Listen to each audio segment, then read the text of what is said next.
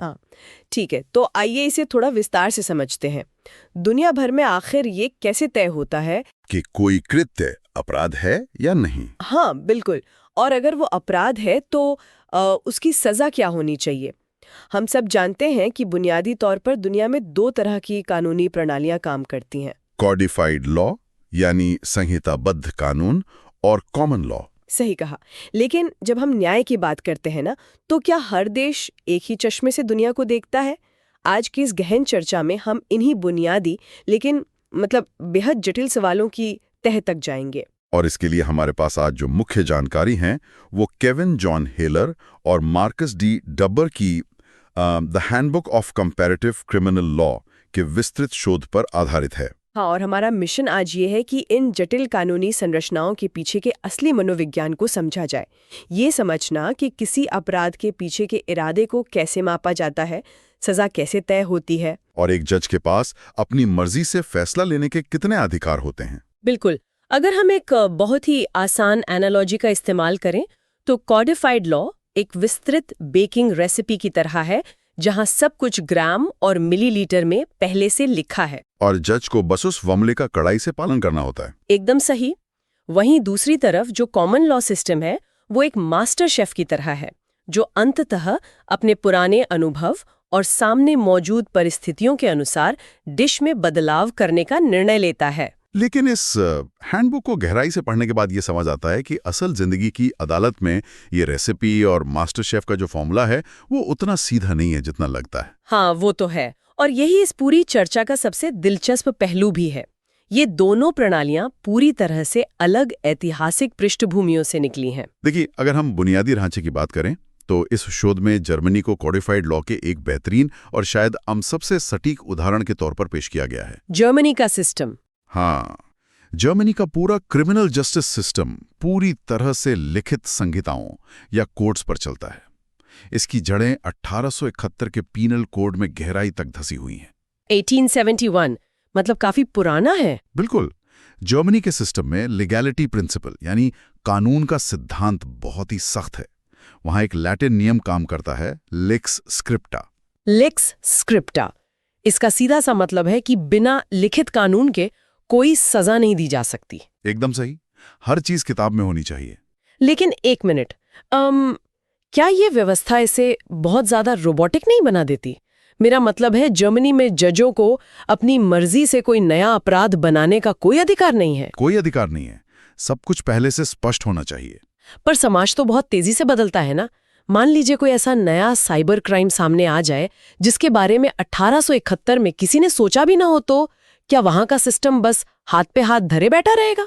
यह एक बहुत ही जायज सवाल है और कॉडिफाइड सिस्टम की सबसे बड़ी आलोचना भी यही होती है। लेकिन जर्मन न्यायविदों का तर्क यह है कि यह कठोरता दरअसल नागरिकों को राज्य की मनमानी से बचाने के लिए है। अच्छा। यह सुनिश्चित करता है कि किसी भी इंसान को अचानक किसी ऐसे काम के लिए सजा ना मिल जाए जो कल तक अपराध था ही नहीं।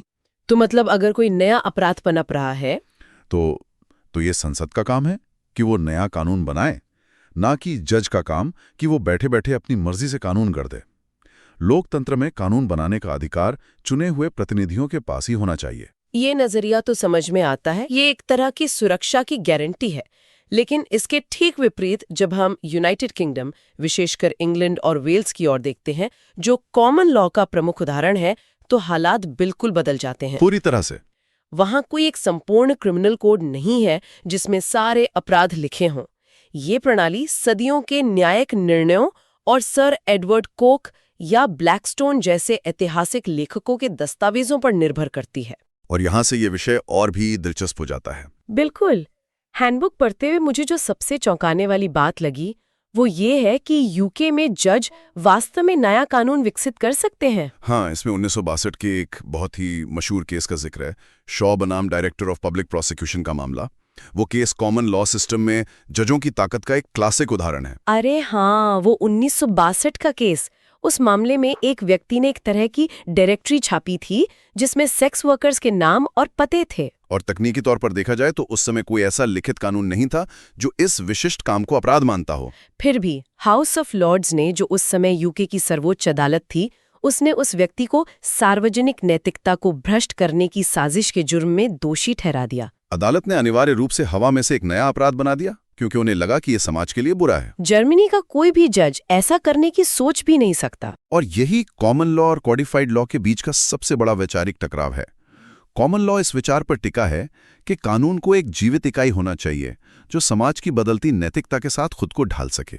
हालांकि आज के समय में यूके में भी इस तरह की बेलगाम न्यायिक स्वतंत्रता को सीमित करने के प्रयास हुए हैं। हाँ, खासकर मानवाधिकार कानूनों के आने के बाद जजों के लिए अचानक नए अपराध घड़ना बहुत मुश्किल हो गया है। पर ऐतिहासिक रूप से कॉमन लॉ का डीएनए यही रहा है।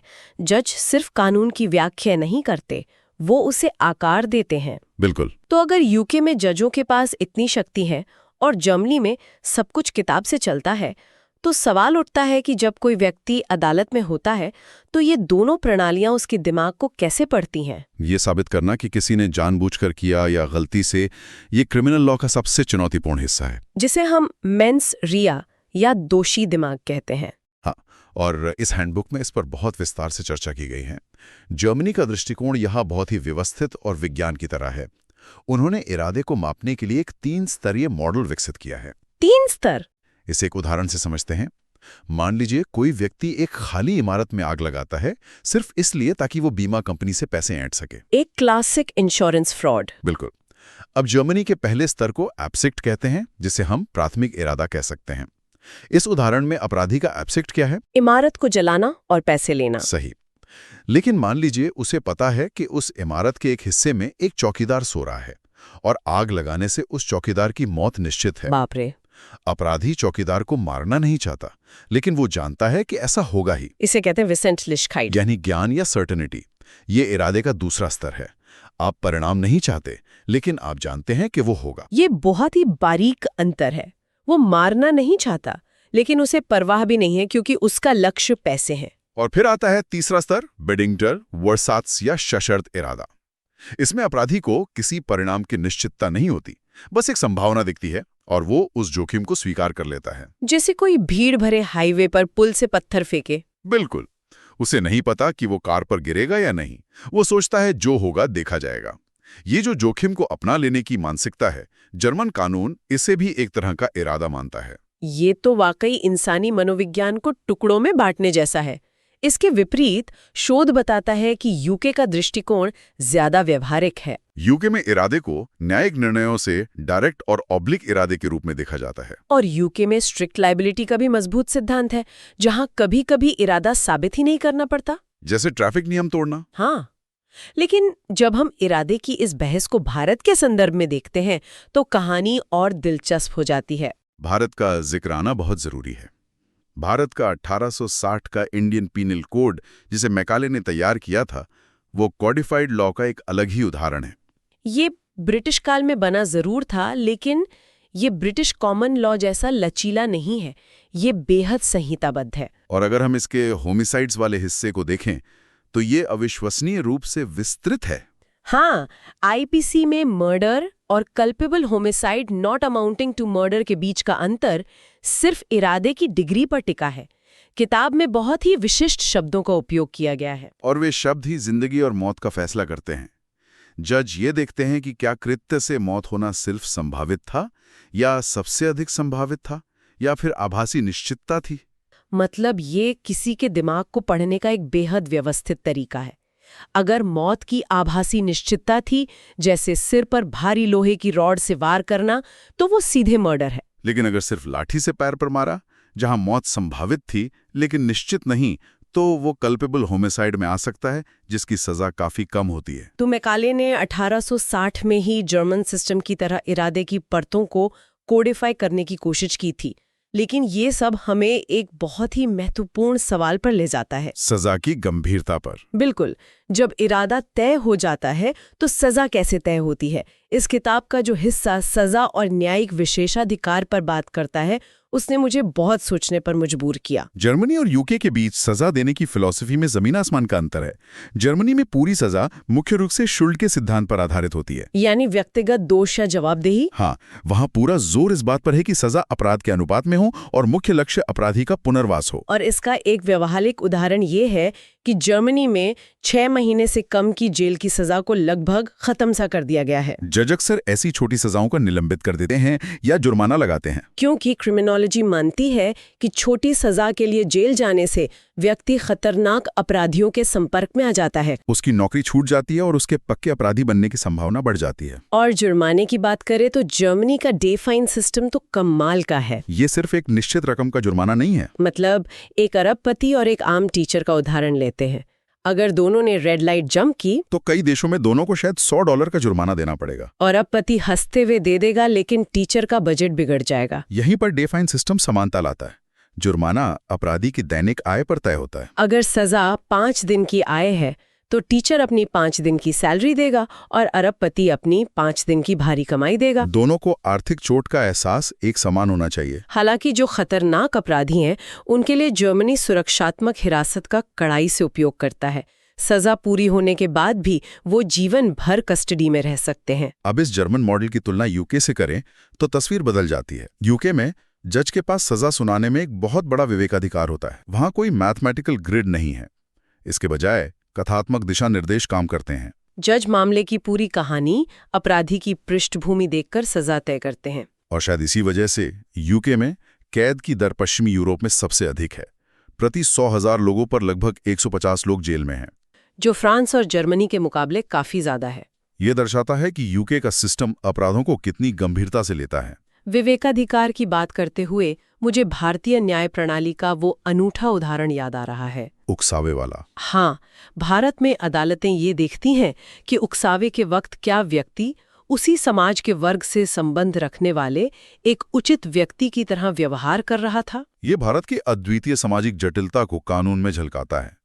पश्चिमी देशों में रीजनेबल मैन का कंसेप्ट एक समान माना जाता है, लेकिन भारत में जज जानता है कि अलग अलग समुदायों और आर्थिक वर्गों में उकसावे की परिभाषा बदल सकती है। जो बात एक शहरी व्यक्ति के लिए सिर्फ एक मामूली बहस हो सकती है, वही बात किसी ग्रामीण समुदाय के व्यक्ति के लिए उसके सम्मान पर गहरा आघात हो सकती है। ये न्यायिक विवेकाधिकार भारतीय कानून को एक मानवीय चेहरा देता है। तो इस सब का सारांश क्या निकलता है? क्या कोई एक प्रणाली है जिसे हम परफेक्ट कह सकें? शोध का सबसे बड़ा निष्कर्ष यही है कि आज दुनिया में कोई भी प्रणाली पूरी तरह से शुद्ध नहीं बची है। एक वैश्विक अभिसरण हो रहा है, दोनों प्रणालियां एक दूसरे से सीख रही हैं। जैसे अमेरिका को ही ले, वो एक कॉमन लॉ देश है, लेकिन वहां 52 अलग अलग आपराधिक न्याय प्रणालियां काम करती हैं। इसलिए वहां भी अब मॉडल पीनल कोड के माध्यम से कानूनों को संहिताबद्ध करने की कोशिश हो रही है। और इसके विपरीत फ्रांस और जर्मनी जैसे देश जो संहिताबद्ध कानून के समर्थक रहे हैं, वे अब मानवाधिकारों की व्याख्या के लिए अपने जजों पर अधिक निर्भर हो रहे हैं। क्योंकि आप हर एक मानवीय स्थिति को पहले से किताब में नहीं लिख सकते।